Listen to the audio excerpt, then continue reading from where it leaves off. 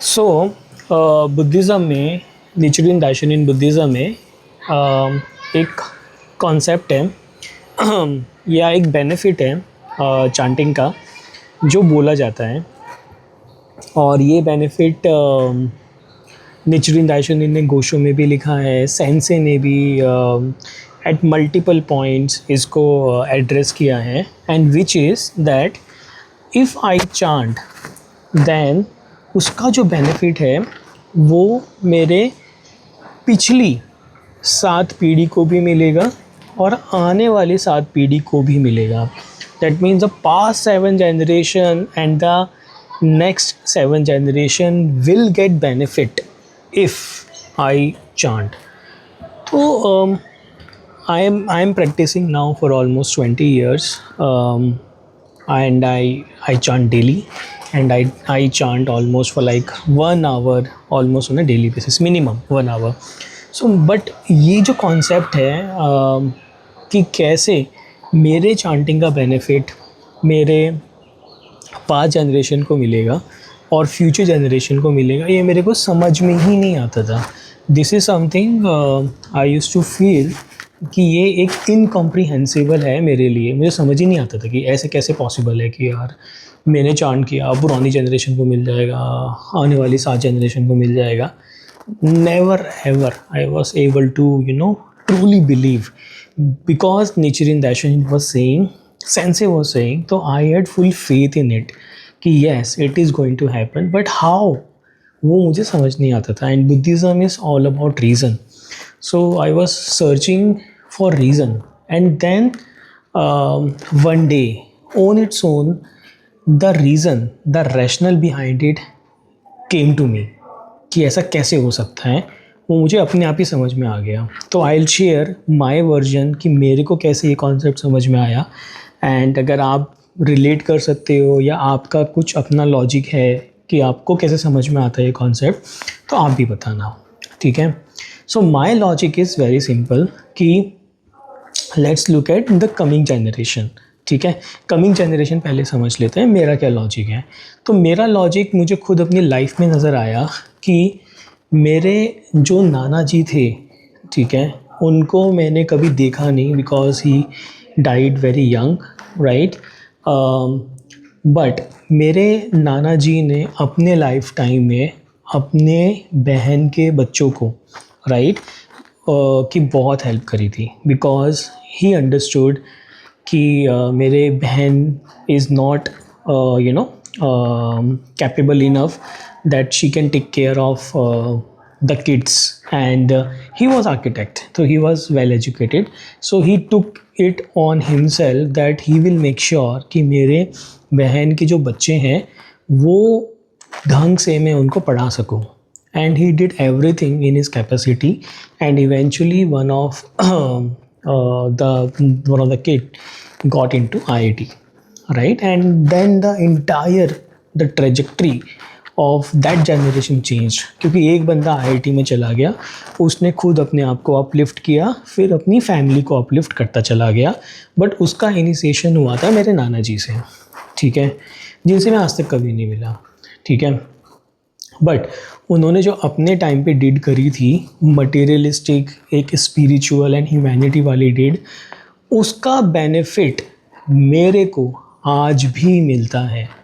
और कैसे मिलता है, जैसे आप currently I am staying in Surat, my बुआ के जो मेरे नाना जी के बहन के बच्चे थे, they are also living in Surat, and they came to know, hey, Sumit has also shifted to Surat, and they gave me a lot of love, respect, and a lot of acknowledgement because my Nana ji did something for their family. And the entire the benefit in terms of the relationship, in terms of the convenience, and my son also gets a lot of benefits because of that, right? So then I realized कि यार मेरी जो past में किसी ने काम किया था उसका जो बेनिफिट है वो आने वाले 2-3 जनरेशन तो ले ही रही है। And of course because I have been treated well, तो I will also treat the other person well, and ये at least Naman is also getting, my son is also getting all the benefits, तो उसको भी मिल ही रहा है। तो एटलीस्ट 3-4 जनरेशन तक तो वो एक बंदे ने जो अपने टाइम पे डीड करके चला गया, ठीक है, उसका बेनिफिट वो आज तक हमें देता आ रहा है, ठीक है। सिमिलरली अगर किसी ने जनरेशनल वेल्थ बना ली है कि भाई मैंने स्टार्टअप स्टार्ट किया था, स्टार्टअप के अंदर मैंने 100 करोड़ कमा लिए, तो वो 100 करोड़ का जो बेनिफिट है वो आने वाली 7 जनरेशन का उसने उधार कर दिया है, करेक्ट। तो इस तरीके से आई अंडरस्टूड कि यार एक मटेरियलिस्टिक वर्ल्ड में जहाँ पे टेंजिबल चीज़ों में भी जब तुम पास ऑन कर सकते हो बेनिफिट्स, तो when it comes to chanting, which is transcending, which is the law of universe, then of course तुम वो भी तो पास ऑन होगा ही होगा ना यार, obviously, correct. Now that's my logic. Now the logic extends to the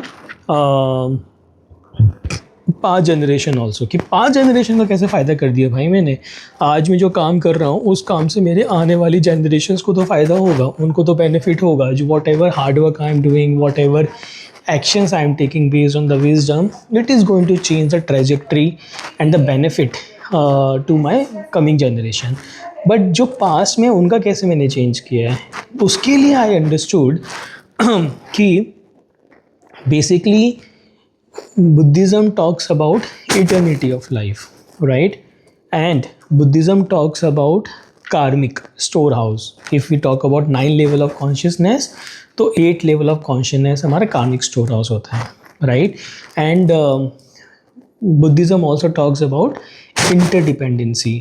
There is nothing like coincidence in Buddhism. So there is a deep reason कि आप एक particular family में with a particular parents in a particular condition आप born हुए हो, right?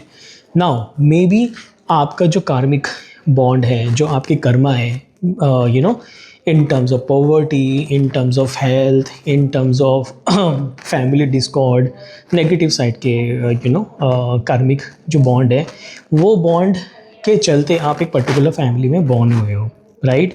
And this karmic bond will continue to go again and again, life after life. So आपके जो 5 generations थी, you are associated with them, you are again and again coming back in the same kind of situation, same side kind of circumstances again and again because of your karmic bond, right? Now वो karmic bond के चलते आप बार बार आए जा रहे हो। when you start chanting, when you really do chanting for a longer period of time, you start breaking your generational karma, right? your past life karma also। तो जब आप वो पास्ट लाइफ कर्मा भी आप ब्रेक करना शुरू करते हो, तो उसके चलते आपके जो पास्ट के जो अटैचमेंट थे, तो 5 जनरेशन का आपका जो कार्मिक बंधन बना हुआ था, आपने उसको भी ब्रेक कर दिया। And you have put a stop to something that is going to happen in future, right. तो आपने उनको भी एक तरीके से रिलीफ दे दिया, right. For example through out आपकी फैमिली के अंदर फाइनेंशियल ट्रबल आ रहे थे, मे बी रिलेशनशिप ट्रबल थे, फैमिली डिस्कॉर्ड था, मार काट हो रही है, लड़ाई हो रही है, अब्यूज़ हो रहा है फैमिली में, डोमेस्टिक वायलेंस हो रही है, but you have stopped it. तो आपने वो जो जनरेशनल ट्रॉमा था या जो जनरेशनल कार्मिक बंधन था, आपने उसको भी स्टॉप कर दिया एंड आपने उसको ख़त्म कर दिया, वाइप आउट कर दिया। Now no longer it is going to happen in the future, right. So इस तरीके से आपने जो 5 जनरेशन में लोग थे उनको भी आपने बेनिफिट पास ऑन कर दिया, right. And that's how I think about कि अगर मेरे को व्हेन आई चांट, तो चांट करने से पास्ट लाइफ को मैं कैसे उनके पास बेनिफिट पहुंचता है और फ्यूचर लाइफ पे कैसे बेनिफिट पहुंचता है, right. And that has really, when I understood this concept from deep within my own life, then my conviction and my overall chanting capability has also increased. Now it is not just about me, it is about the responsibility you have been given. You are the chosen one to make sure you are not just changing your life, but the life of the coming generation. And that gives me a lot of empowerment, that gives me a lot of energy and motivation to continue forging ahead and change my karma, and not just my karma, but the karma of past generations and the coming generations. So let me know what are your thoughts on this concept, and how you understood. Would love to understand what is your rationale, how you relate it to your daily life. So thank you.